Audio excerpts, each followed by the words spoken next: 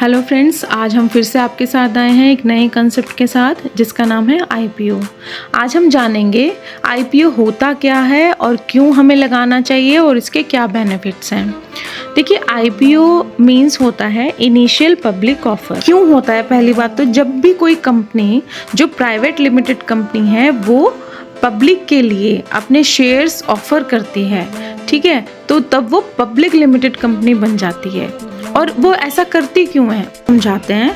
वो कंपनी ऐसा इसलिए करती है, 100 करोड़ की कंपनी है, ठीक है, लेकिन अब मुझे और एक्सपेंशन करनी है, और एक्सपेंड करना है, ग्रोथ करनी है, मतलब तो उसके लिए मुझे चाहिए अमाउंट, ठीक है। अब अमाउंट मैं दो तरह से ले सकता हूँ, या तो मैं बैंक से लोन लूँ, तो बैंक से लोन अगर लेता हूँ तो उसका इंटरेस्ट कितना जाएगा, कैसे वो वापस होगा, वो सब चीज़ें देखनी है। लेकिन मेरे पास दूसरा तरीका है पब्लिक ऑफर का, आईपीओ का, तो उसके थ्रू मैं पब्लिक से पैसे लूँगी, ठीक है ना। तो क्योंकि अब वही तरीका है, एक मेरे पास आईपीओ निकालूंगी और मैं अपनी कंपनी की ग्रोथ के लिए पब्लिक से पैसे लूँगी, फिर वो अपनी कंपनी में इन्वेस्ट करेंगे और हम ग्रो करेंगे। अब इससे मुझे तो फ़ायदा हो गया, अब आप लोगों को, कस्टमर को कैसे फ़ायदा है, जो इन्वेस्टर है उसको कैसे फ़ायदा है। देखिए, ये भी हम आपको एक एग्जाम्पल के थ्रू समझाते हैं। जैसे आपने अभी थोड़े दिन पहले सुना होगा, एक साइन DLM करके एक पब्लिक ऑफर निकला था। मैं एग्जाम्पल देती हूँ आपको, निकला था वो 27 जून को निकला था, ठीक है, साइंड DLM करके। तो और उसका जो लिस्टिंग डेट थी 10 जुलाई थी। उसका लॉट साइज था 56 शेयर्स का लॉट था, और रेट रखा था उन्होंने कोई 250 से 265 के बीच में।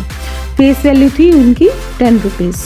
तो अब हमने कंपनी ने तो ऑफ़र किस रेट पे दिया है, सभी को किस रेट पे दिया है, 250 से 265 पर, ठीक है। अब उसकी जिस दिन लिस्टिंग थी 10 जुलाई को, तो वो देखा आपने क्या रेट पे लिस्ट हुआ। जो 250 वाला शेयर था वो 401 पर लिस्ट हुआ, 401 रुपये में, लगभग 51% आपका अप हो गया। कितने दिन में हुआ है?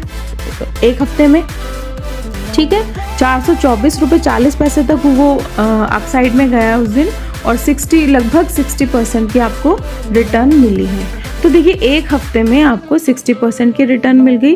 तो ये फ़ायदा किसको हुआ? इन्वेस्टर। इसीलिए हमें आईपीओज़ में ज़रूर इन्वेस्ट करना चाहिए, क्योंकि हमें लोएस्ट रेट पर आपको किसी भी स्टॉक में एंट्री का मौका मिलता है।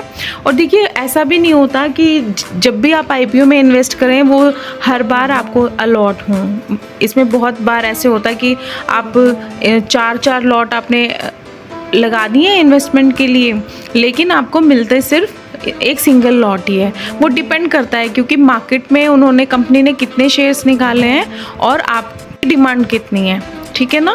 तो ऐसे नहीं होता कि हमेशा आप जितने भी आप बोलेंगे आपको उतने ही शेयर मिल जाएंगे, जितने आप बिट लगाएंगे उतने ही शेयर मिल जाएंगे।